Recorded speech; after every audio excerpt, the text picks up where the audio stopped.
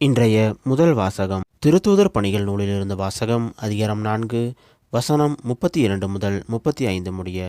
அந்நாட்களில் நம்பிக்கை கொண்ட மக்கள் அனைவரும் ஒரே உள்ளமும் ஒரே உயிருமாய் இருந்தனர். அவர்களுள் எவரும் தமது உடைமைகளை தம்முடையதாக கருதவில்லை. எல்லாம் அவர்களுக்கு பொதுவாய் இருந்தது. திருத்தூதர் அனைவரும் ஆண்டவர் இயேசு உயிர்த்தெழுந்தார் என மிகுந்த வல்லமையோடு சான்று பகிர்ந்தனர். அவர்கள் அனைவரும் மக்களின் நல்லெண்ணத்தை மிகுதியாய் பெற்றிருந்தனர். தேவையில் உழல்வோர் எவரும் அவர்களுள் காணப்படவில்லை. நிலப்புலன்களை அல்லது வீடுகளை உடையோர் அவற்றை விற்று அந்த தொகையை கொண்டு வந்து திருத்தூதருடைய காலடியில் வைப்பர். அது அவரவர் தேவைக்கு தக்கவாறு பகிர்ந்து கொடுக்கப்படும். இது ஆண்டவர் வழங்கும் அருள்வாக்கு. இறைவா உமக்கு நன்றி.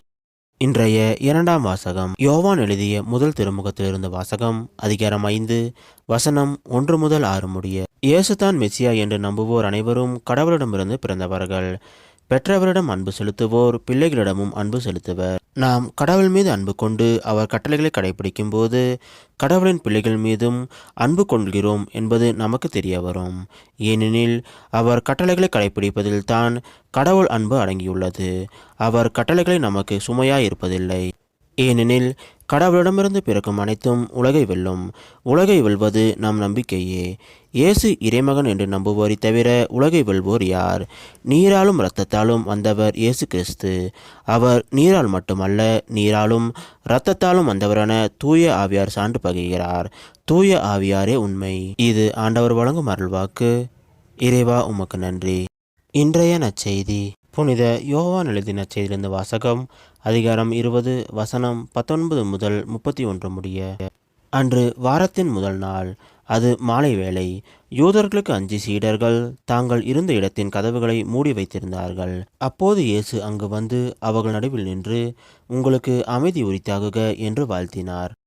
இவ்வாறு சொல்லிய பின் அவர் தம் கைகளையும் விலாவையும் அவர்களிடம் காட்டினார். ஆண்டவரை கண்டதால் சீடர்கள் மகிழ்ச்சி கொண்டார்கள். இயேசு மீண்டும் அவர்களை நோக்கி, உங்களுக்கு அமைதி உரித்தாகுக. தந்தை என்னை அனுப்பியது போல நானும் உங்களை அனுப்புகிறேன் என்றார். இதை சொன்ன பின் அவர் அவர்கள் மேல் ஊதி, தூய ஆவியை பெற்றுக்கொள்ளுங்கள். எவருடைய பாவங்கள் நீங்கள் மன்னிப்பீர்களோ அவை மன்னிக்கப்படும். எவருடைய பாவங்களை மன்னியாதிருப்பீர்களோ அவை மன்னிக்கப்படா என்றார். 12 ஒருவரான திதிம் என்னும் தோமா இயேசு வந்தபோது அவர்களோடு இல்லை. மற்ற சீடர்கள் அவரிடம், ஆண்டவரை கண்டோம் என்றார்கள். தோமா அவர்களிடம், அவருடைய கைகளில் ஆணிகளால் ஏற்பட்ட தழும்பை பார்த்து, அதில் என் விரலை விட்டு அவர் விழாவில் என் கையை இட்டாலின்றி நான் நம்ப மாட்டேன் என்றார். 8 நாட்களுக்கு பின் அவருடைய சீடர்கள் மீண்டும் உள்ளே கூடியிருந்தார்கள். அன்று தோமாவும் அவர்களோடு இருந்தார். கதவுகள் பூட்டப்பட்டிருந்தும் இயேசு உள்ளே வந்து அவர்கள் நடுவில் நின்று, உங்களுக்கு அமைதி உரித்தாகுக என்று வாழ்த்தினார். பின்னர் அவர் தோமாவிடம், இதோ என் கைகள், இங்கே உன் விரலை இடு. உன் கையை நீட்டி என் விழாவில் இடு. ஐயம் தவிர்த்து நம்பிக்கை கொள் என்றார். தோமா அவரை பார்த்து, நீரே என் ஆண்டவர், நீரே என் கடவுள் என்றார். வேறு பல அரும் அடையாளங்களையும் இயேசு தம் சீடர்கள் முன்னிலையில் செய்தார். அவையெல்லாம் இந்நூலில் எழுதப்படவில்லை. இயேசுவை இறைமகனாகிய மெசியா என நீங்கள் நம்புவதற்காகவும் நம்பி அவர் பெயரால் வாழ்வு பெறுவதற்காகவுமே இந்நூலில் உள்ளவை எழுதப்பட்டுள்ளன. இது கிறிஸ்து வழங்கும் நற்செய்தி. கிறிஸ்துவே உமக்கு புகழ்.